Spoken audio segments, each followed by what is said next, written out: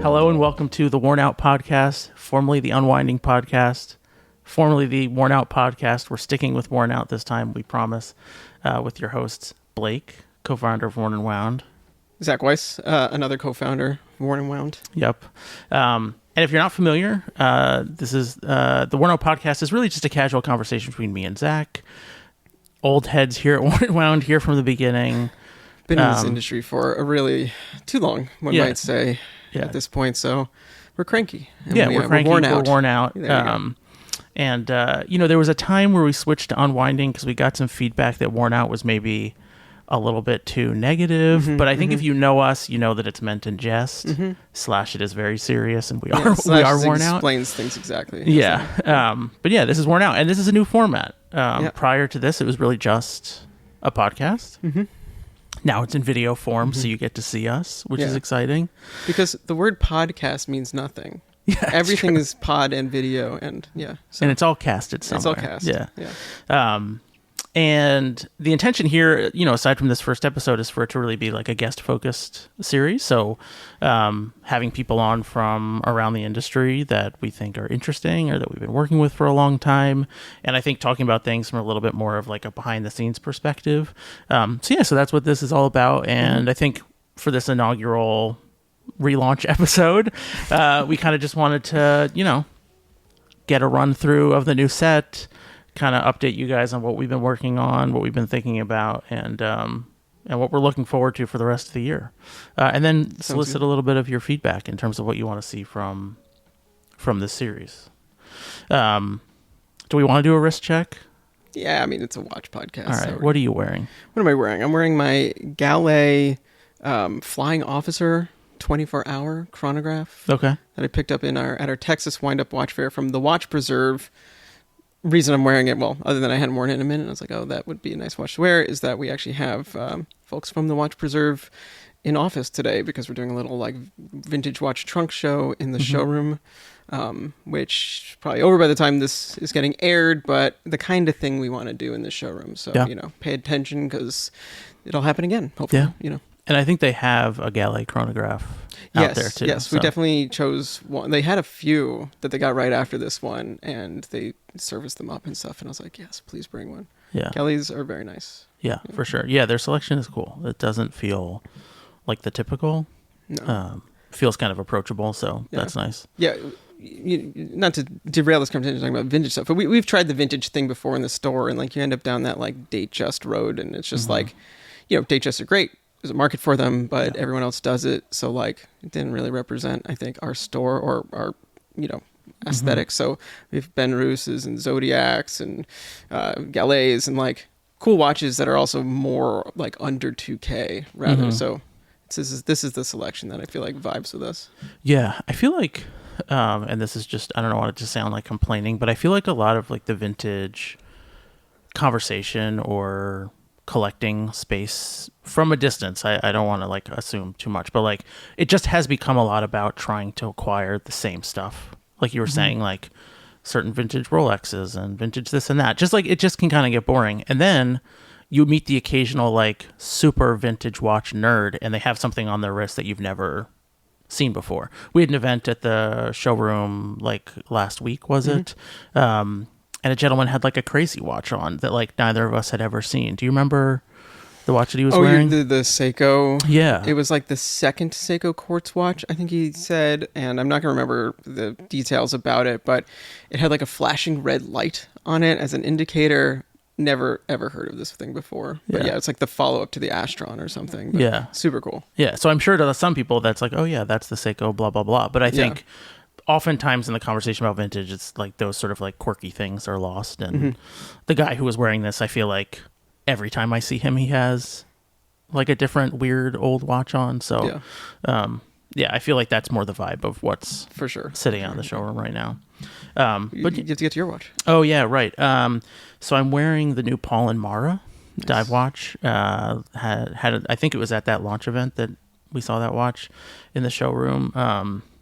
Yeah, we had these in the office. We had samples in the office for photos and getting ready to have them in the shop and all that kind of good stuff. And I kind of saw them and immediately knew like, okay, I feel like I'm going to want one of these. I couldn't decide on the blue or the gray, and I ended up going with the gray because it feels a little bit more versatile.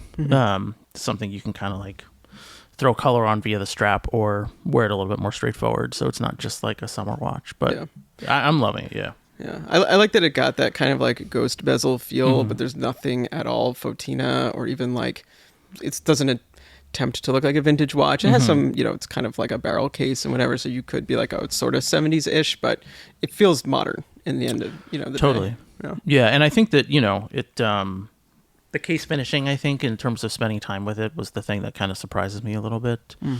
Just like how much I'm noticing certain details or just the quality of it in general. So, yeah, super happy with it. Yeah, cool. That's what I'm wearing. So I think like I was saying, I think for this conversation, we kind of just want to, for lack of a better way of putting it, shoot the shit and see what we've been up to and what we've been like interested in and all that kind of stuff. I kind of wanted to chat with you, and so you can share with the audience, like, you've been on sort of like a pickup journey, an acquisition journey of late. Yeah. I feel like we've talked in other forums about you sort of developed this fascination of like more of the sort of hot horology space. I don't know. You can phrase it however you want to put it, but your tastes have sort of evolved over time. Whereas like maybe in the past you were a little focused on sport watches or military watches. But you've like had some really interesting pickups lately, and I just thought I don't know if everybody knows what those are. If you care to share them, I mean, so the most recent watches I've received was a Garrick that I actually purchased a year earlier. They are made to order, so they take a while to make, but that's sort of part of the journey of them because you do customize everything on it, basically as much as you want to some extent. And you make the watch that you want, but it's then, not just like they send an order to a factory and they get back parts. They hand make everything. So, it's really like exquisite high-end watchmaking, which, I mean, the whole like haute thing, I don't know where people draw the line there, but it's not like a Crivia or anything like that. Like this is, well below that. The watch, I mean, it's a very expensive watch, well more than I thought I would have spent 10 years ago on a watch, but it's, like 10K-ish, not 70. But yeah, it's, for the price, it's probably one of the most handmade watches you can get, and it's all made in England, which is like just super cool. Like you can, I know the guy who polished my bridge is named Alex. Like that's neat, So that was one of the watches, and then the other one, it was a semi-recent pickup, was the Habring 2 Joseph, which is a really cool watch that I feel like not very many people like actually know exists, because Habring is like the least like outward facing brand you can imagine. Like they're an indie brand and they have their collectors and they seem to sell their watches and do just fine. Like they almost like don't need more communication. Obviously there's more reasons to communicate out than just getting more business. But it's a watch that I just, clued into just because as a fan, and it is a regulator with dead stop seconds and a power reserve, which is a very unique combination of things.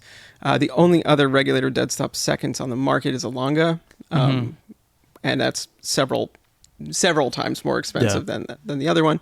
Love to have that someday, but that's also like a constant force escapement and stuff like that. So this is just a super unique watch, and it feels like it's like these two watches really just feel like me and watches. You know what I mean? Like these are the watches that define me in some way. Yeah. Yeah. Well, I mean, with the Garrick, because you literally designed certain components of it. Yeah. And I like redid the indices entirely on it, so it's like my. So you fully designed the dial and. Yeah, I mean, there's the layout is the layout, right? So it's a regulator also. So like the location of the subdials and things like that. But yeah, I redesigned the indices entirely. I chose the surface, which is all Clos de Paris, or hobnail, as they call it in the UK, I think.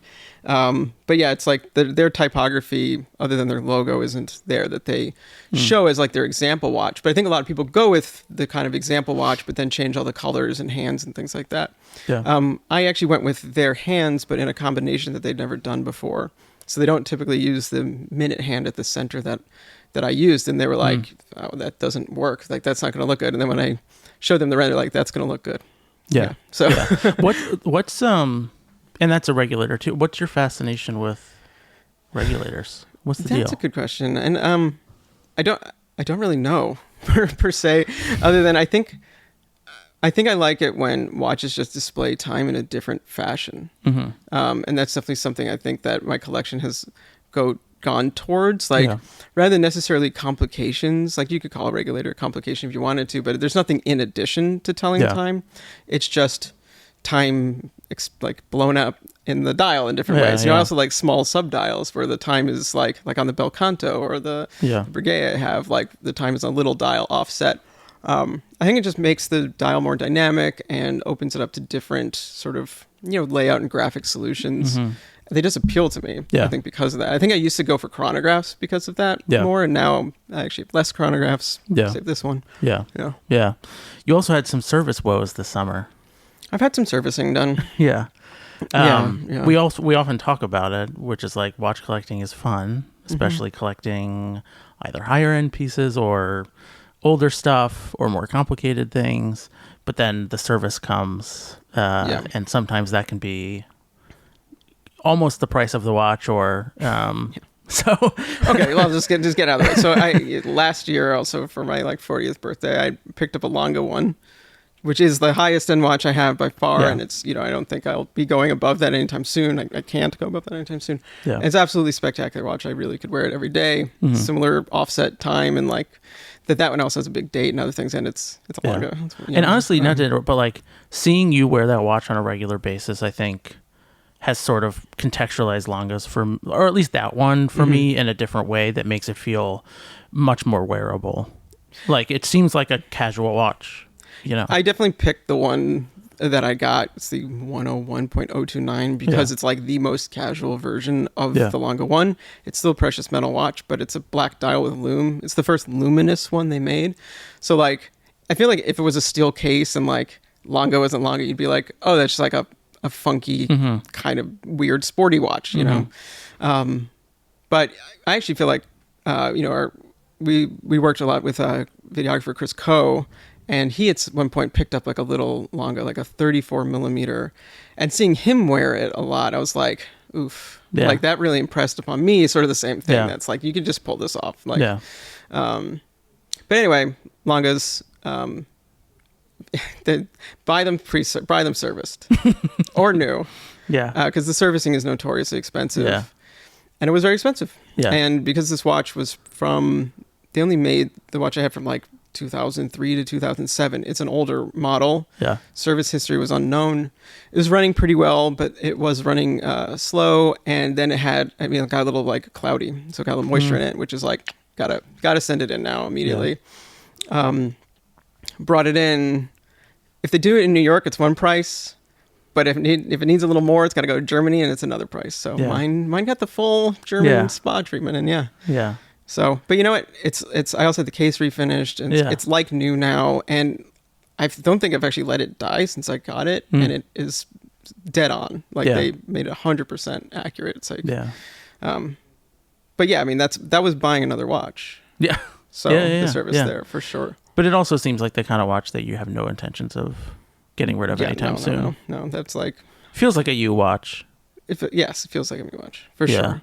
No, I whatever. You can't predict the future, but my collection right now, I don't feel like I want to sell any of them at all. And that's sort of the predicament, is that if I want to get something new, I'm really in a crunch, because I shouldn't put more money into it, but I really don't want to let go of any of the watches I have. So and forgive me if you said it and I missed it, how long was the service? It was about 5 months or so. It was exactly as long as they said it was. So I got it back right when they I think it was 5 months, and that worked out to be around July, and then I got a phone call in July. And do they let you know what's going on while they have it? Well, you get a what do you call it, like a tracking of some kind? No, oh my God. Like the estimate. The estimate. Yeah. And the estimate says what they need to do in broad strokes, and gives you some optional things as well, which I did not do. Okay. Yeah, because there's they offer you replacing the dial and the hands and things like that, which I didn't think it needed to visually. Those pieces are also made of precious metal, so they that was a few $1,000s that I didn't spend on doing those things. But like I said, I didn't need to do that. But yeah, because of the movement needed a full overhaul, and I think actually even a little, at least cleaning there was like, I think a little bit of like there was a little smudgy thing on it at one point, which also could have indicated, and I think this is the real thing, is like, if they think your watch has been worked on by a non-Longa service center, then they are only going to do the most full like level of. Okay. And yes, that was the case. Once again, an older Longa. Yeah. But yeah, if somebody were to ask me what I learned from this, it's like, buy one that says it's been serviced recently, unless you're fine with spending the additional like $4,000 or $5,000 on a service. Yeah. You know. Yeah. That's crazy. Yeah. I couldn't imagine. Yeah. I mean, like talking about like pickups and things this summer. I think I was in like the opposite boat of you because unfortunately life happened, and all of the money that I would have had to spend on fun things this summer ended up going to fixing my dog, which he's doing great, but service. My dog had to go in for service twice this year so far for the cost of several watches or one really nice watch. And so I really like this summer have been like very focused on what can I do with my time that is not expensive. And yeah, so that's how I've been just kind of filling my time. But it's been interesting, just like, just like wanting to do certain things, or like being around watches all the time and being like, oh, I'm like thinking about picking that up, or like when life happens and just like things you might have had your eye on and you're like, yeah, I'm going to build towards that. And you're just like, no, you're not. You're like, you're not building towards anything. But I guess that's just kind of the thing that happens, you know? Yeah, for sure. I mean, several years ago, I mean, I'm sure you recall this, like I had some medical bills I had to pay, and I sold off basically every single watch I had. Yeah. Like including watches I wish I had now, like Hamilton Chronomatic, Speedmaster, all that stuff. Like I forgot that you sold so many watches around that I got rid of like almost everything. Like and I didn't buy a watch for like a year or two or something. Yeah. You gotta pay your bills. Yeah, you know? No, it's true. Bills I mean, first. that's like the practical reality of it. Yeah. No, it's crazy. I actually like earlier this summer, I did this like charity bike ride, which was really cool. And we talked about it on the blog. Went up to Canada. It was like 200 kilometers over 2 days, and it all went to support cancer research. And we ended up raising like over 50,000 Canadian, which is awesome, which was like, that was our goal. Did that in partnership with a bunch of people, but primarily Matt Smith Johnson, Teenage Grandpa on Instagram. And that was a lot of fun. And that like inspired me to like want to get into bike stuff a little bit more. I mean, aside from training for the ride. So like this summer I spent some time like tinkering on rebuilding like an old 90s mountain bike frame. So I bought a crappy old mountain bike, a Trek, from this guy in New Jersey, and then just like bought stuff from the internet and put it together. And like, that was my like affordable hobby. It's funny. We talk about this all the time, but with watch collecting, like when you start like looking into other hobbies, we always joke, oh, another thing to spend money on. Yeah, but you can spend a fraction of the money and have so much fun. like, you know, I bought this bike, I bought all these parts, I bought a bunch of tools, I put it together, and like I didn't buy expensive stuff because I wanted to learn, so I was just kind of buying cheaper components, but the whole thing was like $300. Yeah. Like at the end of the day, it was like $150 frame and then like $150, $200 of stuff. And it's like, it was weeks of tinkering in my backyard and then taking the bike for a spin and then tinkering in my backyard. So I don't know, it was cool. And like we actually, again, I don't know if it'll be out by the time this video is out, but we just recorded a podcast with Betty Van from Switch and Click, the YouTube channel about mechanical keyboards. And like, you know, that's a hobby that like you and I have gotten into. Kat has also gotten into it. And it's like, yeah, it's another rabbit hole, but you can buy a bunch of really cool keyboards for like around $100 and just kind of play that game. What I've liked a lot about the keyboard thing is that you can keep tinkering. Like with watches, you buy the watch, and I mean, unless you know how to service a watch yourself or something, like it's kind of done. You can change the strap, but otherwise you just wear it, right?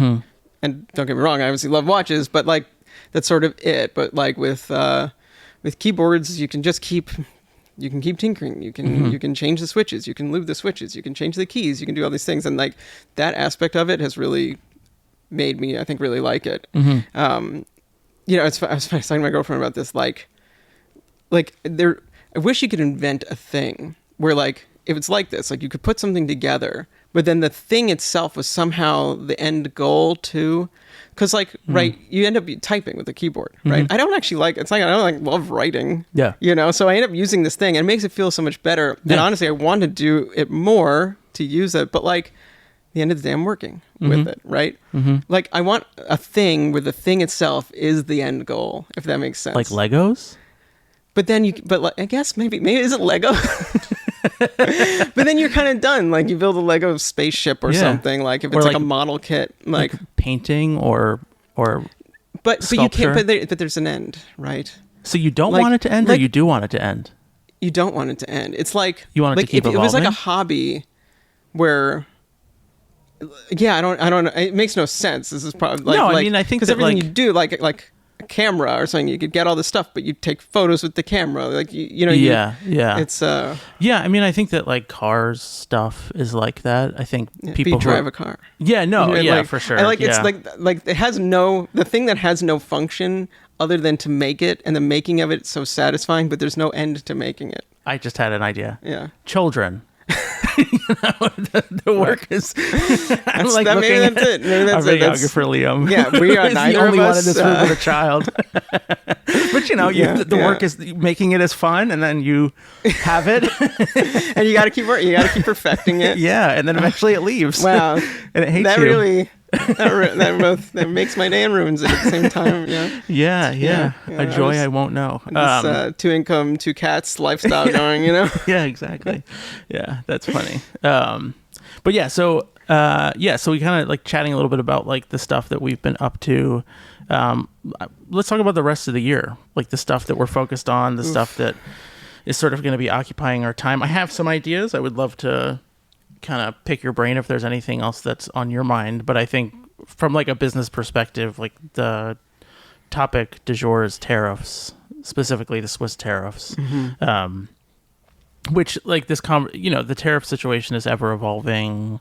I think even to a certain extent, like the average person and even people who maybe should know more about it, like aren't always 100% clear on where we are with tariffs and things like that. It can be very difficult to track. I know a lot of people just recently started feeling the pain of like the removal of the de minimis, which, if you don't know, it basically allowed you to purchase products from overseas, which if they were under $800, you didn't have to pay import fees on them, but that's gone. So if you're buying a keyboard from Russia, I don't know, or if you're buying they're keyboard largely from China. I mean, buying from China, you're going to be paying the relevant tariff on that, which has been interesting. But the big one for us is the Swiss tariff. And as we speak right now, the Swiss tariff is in place. It's 39%. We have, in the shop, we have watches of all origins. And, for the German brands and the Chinese or Japanese brands, like it's not really been an issue. Things haven't really slowed down. There's been a lot of uncertainty leading up to this point. But I think the Swiss tariffs have been in place longer than I thought they would. Because at this point, they're the highest tariffs globally, I think, still, unless they recently... I think India just went up to like 60%. India's up to 50%. Yeah. Or like they increased it by 50%. Yeah. And I think there's some random ones that are in the 40s, yeah. but they're not like as large global players. Yeah. But yeah, I mean, like you've obviously read the stories about, some people are like loaded up on inventory prior, but I mean, at a certain point, the shit's going to hit the fan, and people are going to have to make decisions. And frankly, like that's where we are, I think we can speak openly. Like, again, I don't know when this is going to come out, but we have a couple limited edition projects that are planned to come out this year. They will come out this year. It's not like they're not going to, but with at least one of them, we've postponed the release because if we, we're hoping that if we wait a few more weeks, there's going to be some resolution. But I think that these are, because they're Swiss made, they're slightly more expensive projects, and it is prohibitively expensive for us to have like done those projects and 100%, absorb those tariffs. It's just we're not in a position to do that. It's also, 39% is a retail margin, right? So like if we give that up, we literally are just passing through the product to people, and we have no, like, we can't run a business that way. No one can. And the other thing that we were talking about the other day, and it seems so obvious, but like because we pay the tariffs, it's not paid by the other country. When they arrive, you pay them. So it's not when you sell the product, you pay them on receival. Receival. That's what Receipt. On receipt. Yeah. So we get hit with a 5-figure bill before we've sold the product, which is not ideal for our business. No. Or any business, or any for that business matter. for that matter. Yeah, because Yeah. like people don't usually sit on giant amounts of cash for things. Like No.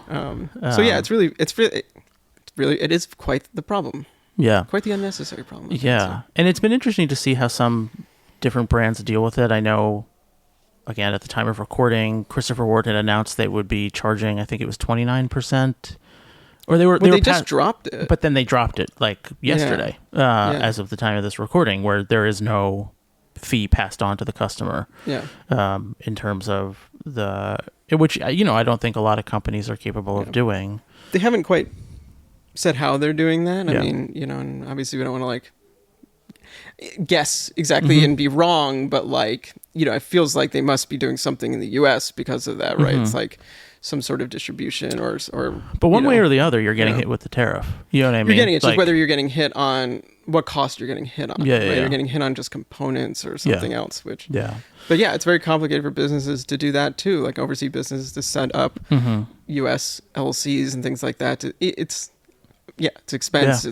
It's a whole lot of and it's just I try to follow the news of how like things are progressing as much as I can, and it does seem like, again, as of today, the reports are that the Swiss government is preparing another offering to our Lord Donald Trump, and they're going to hopefully get him to agree to something. And it sounds like the U.S. is incentivized to sort of get these things resolved.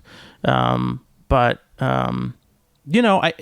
throughout all of this, I think the thing that it just sort of like I'm always struck by is just that, one, the buck is passed to the business owners, or the businesses, not just the owners, us, like not to make it personal, but like it's on us to figure out how to deal with this. And it's kind of, everybody keeps talking about how like the economy hasn't like completely crashed yet. And I think that it's interesting because I watch the news or I read the news, and I think a lot of folks are just like, gosh, I just like wonder when the effects are going to start hitting the economy. And I think that I don't personally think that in a lot of the conversations that I watch online, maybe I'm not reading the right, outlets, but like not enough credence is given to the fact that like there are a lot of business owners businesses just figuring out how to navigate a terrible situation, and I think doing a pretty good job of it. On to the end consumer because they want to be good businesses as much as possible. And it feels like over the last several years, again, not to get political, but like I think Trump's first administration and this one, like they're throwing curveballs all the time, and it's like it feels like you're just kind of constantly juggling like a million different balls in the air. And it's like, that's how this has felt. Like, it's not that there's just like one obvious way where it's going to like negatively impact your business, but you're just kind of like constantly trying to keep things afloat and keep things managed. And there's just like a ton of uncertainty. And it does feel like if things continue the way they are, like things are going to really start to like be felt. But yeah, I mean, I'm sure there are a lot of businesses out there that were struggling before this, and now this is just the final nail in the coffin, right? There's like no way around it. And the other thing, with the de minimis aspect is that once that went into effect, which was just like the other week, all these other countries stopped shipping here. And I think there's a lot of different reasons why. Some of them are technical, but I think another one is that they're expecting that all these deliveries are going to come in and people are not going to want to pay the customs, and these things are going to sit and then they're going to get sent back, and it ends up being a huge expense for everyone involved. So they're not going to do it. How many small businesses overseas just got affected? That's like Etsy is that, right? Like, so everyone you just bought a $200, I don't know, set of felt like dinner table things. I'm making stuff as I go along. Can't send them to you anymore. Right. And like, that's nuts. Yeah. It ripples out. But I think, the whole like fall off a cliff, we're going to see it tomorrow thing. I think that's just not the reality of the economy in the world, whatever. But I mean, prices are going up, and like if it's not fixed by through the holidays, like you will feel it. It might just not come all at once, right? Yeah, totally. But businesses are going to go under. Yeah, too. Yeah, and like, no, 100%. And I think, and I think the point maybe I'm like trying to make is that like somewhere in the middle of that transaction, like there are people trying their best to stave off the worst of what could happen.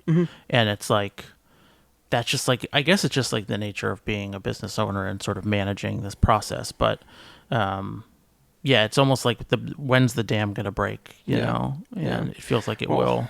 all those the CEOs at the Walmarts of the world, they're all going to be taking big pay cuts because of this. Yeah. Wah, wah, like no. Yeah. No, totally. Yeah. No, completely.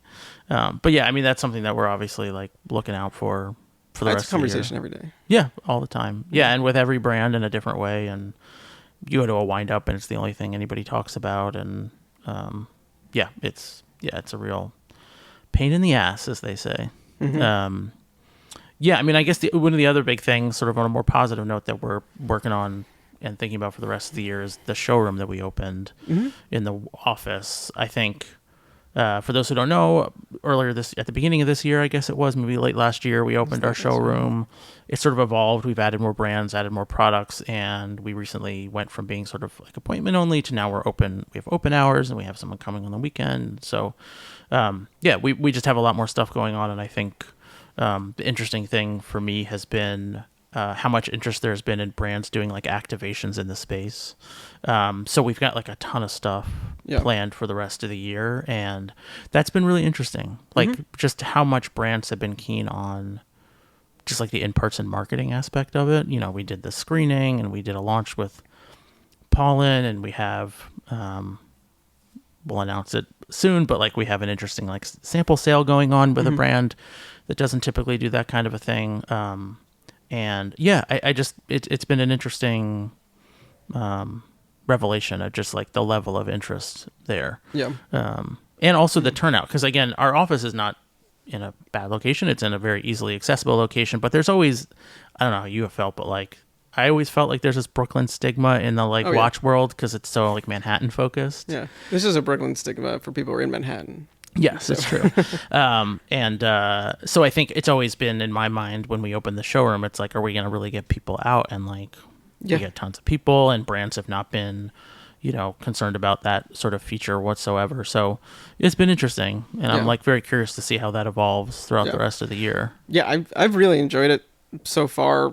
I mean, from all, sides of it as like a avenue for us to do, different kinds of retail business and explore different kinds of brands, because we're, talking to brands that are not interested in being sold online, but they are interested in being sold in person, and that works for us too. And that's like a different way we can sell them. And like, they also bring their own audience to us. And there's just all these different ways that it has kind of worked out. And then the events, like you're saying, like, it's interesting what kinds of events we've been having and how brands want to use the space, but then just, being more in touch with our local community, which is like, it's easy to kind of lose track of. Like, I feel like, there are other years where we'd have wind up and then we wouldn't see anyone until the next wind up. And it's like, you kind of fade away for a bit. And, events happen here and there, but they're usually media. So you just, you lose touch. Yeah. But this is like very much the opposite of that. And that's fun. And we're going to be doing them like ideally at least monthly, if not, more, maybe, who knows, in the future.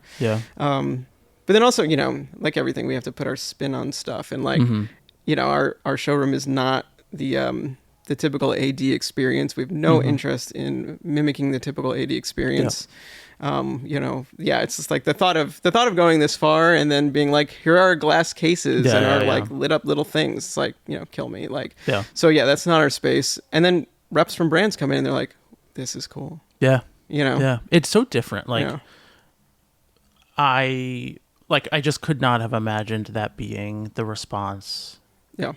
5 years ago, 7 years ago, like, I mean, there's like no hesitation. Like, no one walks in and says, "Oh, this doesn't feel familiar to me." Yeah, they walk in and say like, "Oh, this is what I've been looking for." And it's, it's so interesting, and it's good. I think that's the right direction for things to be moving in. Yeah, I remember years and years and years ago, before Watches of Switzerland opened their boutique in Soho, like brands would, and not that like who are we, but like brands would occasionally be like, yeah, we're thinking about opening like a retail presence in New York. Where should we be? And we were like, don't go on Fifth Avenue or Madison Avenue, whatever. Go down to Soho, like go in these like interesting neighborhoods. And obviously that store has done like exceptionally well for them. And I think it seems like a lot of retailers are trying to replicate that more sort of like down to earth vibe. Yeah, which is like Soho, even in that amount of time, has changed so much. Soho is like a luxury mall, you know. Yes, but but also, yes, I mean, they were the first to come and do it. Yeah. And like, they're on a bit of a side street that was like, now, I mean, like literally it's just like a block of high-end fashion stores, but like at initially it wasn't. But then you turn the corner and there's an Omega store, there's a Grand Seiko, like it's a smaller boutique. It actually might be run by Watches of Switzerland, I'm not sure. But there's more and more watch shops opening up there, for sure.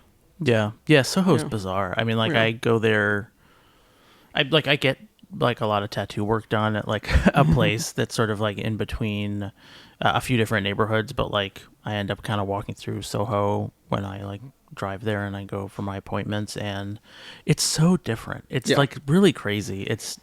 Soho's always been kind of fancy on some level, but it also felt like genuinely like creative.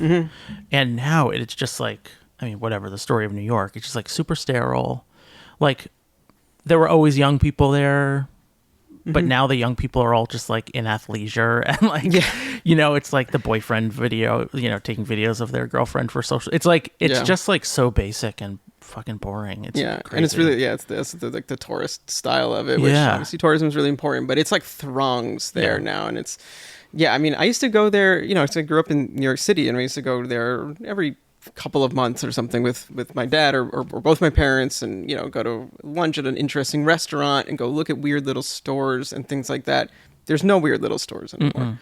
And it used to be one of my favorite activities that my dad and I would do. We'd go walk and like look for sneakers, and it used to be all these like stores that had like weird, like that's where you'd go and get Jenkos and stuff like that back in the 90s, but like weird sneaker brands and stuff. And I'd get the like strange Vans that nobody else had, and like that's gone. But you know, well, actually, J. Crew's been there for a long time, but you know, like it's just generic stuff. But it's more like Gucci and crap like that, you know. Yeah, it's not like particularly interesting at all. Yeah, it's just, you know, I guess that whatever. That's like the story of New York everywhere. It all changes. Williamsburg too is like that. Yeah. No, that's which is almost harder to accept, to be honest. Yeah, no, for sure. Yeah, that's crazy. But yeah, I don't know what else. Anything else the rest of the year that's like we really have Wind Up. You've kind of not quite mentioned that thing. Wind Up. Yeah, in October. How could I forget about? You're trying to avoid it. Yeah, it's like true. Stressing.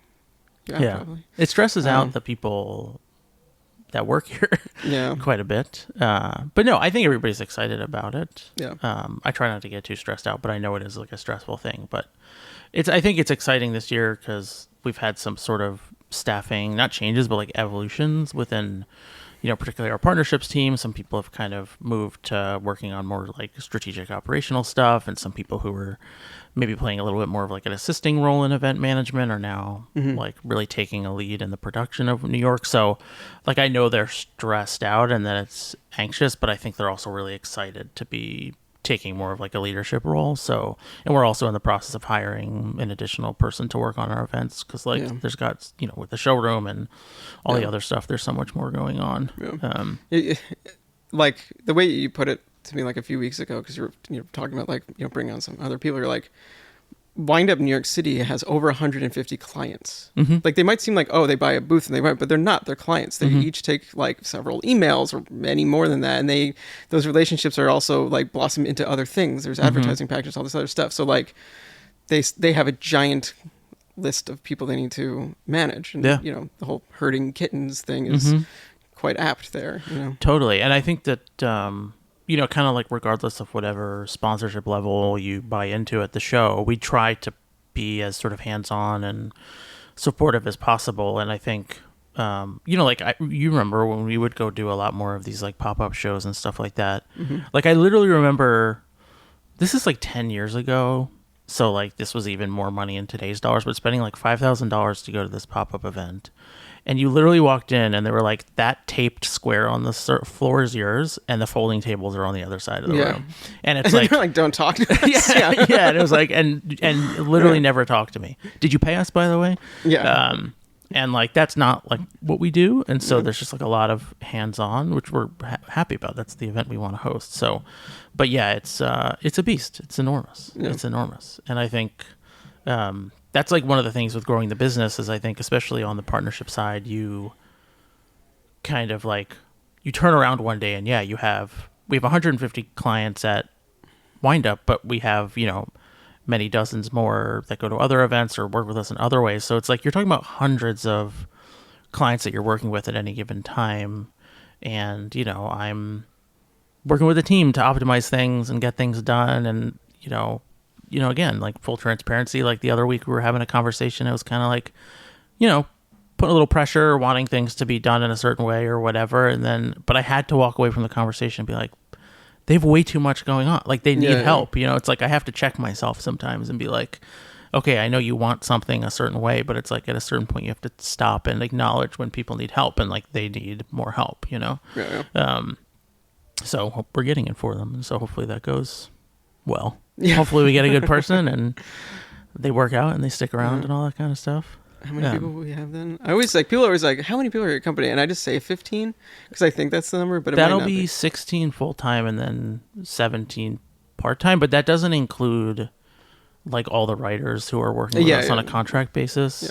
I feel like consistent people who work with us probably like closer to like 25, 30 people, I would say.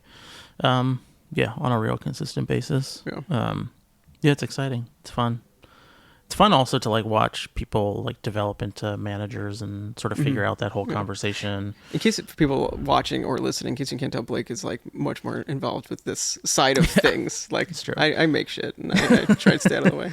Yeah, I like it. I think, well, it's funny because whatever, we're going off on a tangent, but like, again, this is the kind of conversations we have. I think that as the business has grown, like you've, I think, discovered that like running a business is not a thing that is you don't get up being like, I can't wait to manage someone or whatever. Like it was like one day I was like, I had some people, I was like, oh God. No offense to those people, but it just, it really was not me. And it's like, I think this is what happens in the world though. It's like people just, they get promoted and then they have people under them, and whether or not they had ever trained in it or been, given even a good like lesson or even prepared for that moment, suddenly they're doing it. And like, some respects that was me because I left my jobs a long time ago before, start becoming full-time at Warner Wound, which I've been doing for probably over like 12 years, 13 years now or something like that.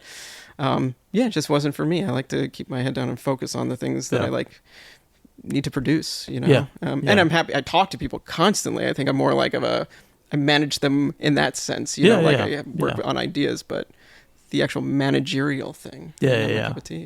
Whereas like that's something I'm very passionate about, and sort of similarly, I think a long time ago, when Warner Wound started, I would write reviews and do these kinds of things, and like I just very quickly was like, I'm not doing. I don't have the patience or the level of interest to do this. So it's been like nice that we've all kind of like settled out into our areas of expertise. And James, our other partner, like is really like a lot more passionate about like operations, but also like just working on bigger projects and like client management and stuff like that. So he's been really able to focus on that, and it's been interesting. I don't envy people who are like sole proprietors of a business and have to do all the things. Definitely like challenges both ways. Having partners means a lot of compromise and such, but then like the thought that anybody could be a master of all of the things you need to do to run a business is absurd, even though I'm sure a lot of people wouldn't admit to that, right? Totally. No, 100%. I think there are a lot of people who are managing businesses who probably shouldn't be, who just like, all the people I worked for. No, but I mean, like, it's like, it's just very rare that you're somebody who wants to do all of it. And it's and even if you want to do all of it, that you're good at it, you know what I mean? I feel like we're running up to sort of like the end of the conversation. I also have a meeting that I have to go to. This is a meeting. Yeah, it's true. This is what our meetings are like. But I mean, I think, for this show moving forward, like I said, we really want it to be more interview focused, and we want to kind of try to build our skills at kind of having these kinds of conversations with third parties. Like, I think you and we've known each other for over 20 years. Like, we slip into this kind of dynamic pretty quickly. Like, I want to be able to have this kind of conversation with people outside of our business and outside of us. But please, if you have any ideas about people that you would want to see on the show, if you have any topics you want us to cover, if you have any questions for us, like, please let us know. You can, email us at info@warnandwound.com. That'll make their way to us, or you can DM us on social media. But we want to make this show. That's the other thing that I think, again, just not to belabor this, but like we're trying new things. We're trying to evolve, right? I think, frankly, we didn't talk about it, but what comes with us doing the show is we're not going to be doing a Week in Watches anymore. Yes, that is true. Yeah, and I think that for a while. Yeah, we did it for a while. It's a show that we enjoy doing. I think some people enjoy it, but to be perfectly honest, like it didn't get the kind of traction that we thought it would. Yeah, I mean, most of those episodes were me on them, and did over 100 episodes, and between scripting them and editing them and everything, I mean, it was multiple people, multiple days of work, and then you'd get 2,000 views on YouTube before it fizzled out, and like it just didn't play with the algorithm well. Totally. So that's kind of a thing that sucks, is that you have to accept working for the algorithm. Maybe that's a topic of a different day, but like you can't actually just do what you want anymore and like be successful on the internet. No, 100%. I think. Yeah, so I think we're being transparent. Like sometimes things don't work, and I think that's an example of something that we loved but didn't work.